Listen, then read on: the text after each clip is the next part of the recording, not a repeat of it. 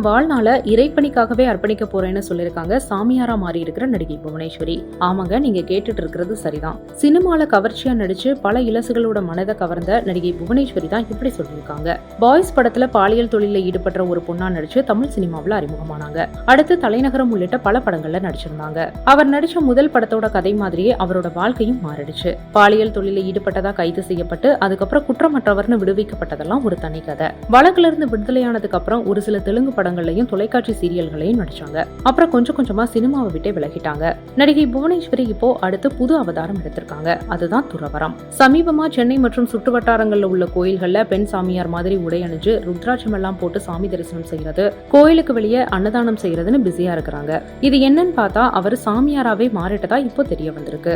எப்படி இந்த திடீர் மாற்றம், அன்னதானம் செய்யற எண்ணம் எப்படி வந்துச்சு, இதுக்கெல்லாம் பணம் எப்படி கிடைக்குது, இதை பத்தி எல்லாம் அவரே சொல்லி இருக்கிற விஷயம் தான் சுவாரஸ்யம்.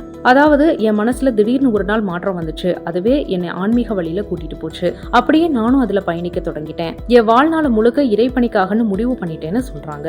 என்னோட வாழ்க்கையே ஒரு போராட்டம் தான். எதிர்பாராம சிக்கிய வழக்குல இருந்து போராடி தான் வெளியே வந்தேன். ஆனாலும் என்ன இந்த சமூகம் இன்னும் தவறாதான் பாக்குது. யார் எப்படி பார்த்தா என்ன, நான் என் வழியில நிம்மதியா பயணிக்கிறேன்னு சொல்றாங்க. தன்னோட வீட்டை படப்பிடிப்புக்கு வாடகைக்கு விட்டுருக்கிறதாகவும் அதுல இருந்து வர பணத்தை வச்சு தேவைகளுக்கும் அன்னதானத்துக்கும் பயன்படுத்துறதாகவும் சொல்லியிருக்காங்க. அது மட்டும் இல்லாம முழு மனசோட துறவை ஏத்துக்கிட்டதாகவும் காசிக்கு சென்று சித்தி அடைஞ்சிட்டதாகவும் சொல்லியிருக்காங்க. காவி உடை ஏன் அணியல அப்படின்னு சிலர் கேட்கறதுக்கு பதில் சொல்லியிருக்கிற புவனேஸ்வரி, நான் காவி உடை அணிந்தா விளம்பரத்துக்கா செய்யறதா விமர்சிப்பாங்க. அதனால மஞ்சள், அரக்கு, சிவப்பு நிற சேலைகளை மட்டும் உடுத்துறேன். என்ன பெரிய அளவுல விளம்பரப்படுத்திக்க நான் நினைக்கல அப்படின்னு சொல்லியிருக்காங்க.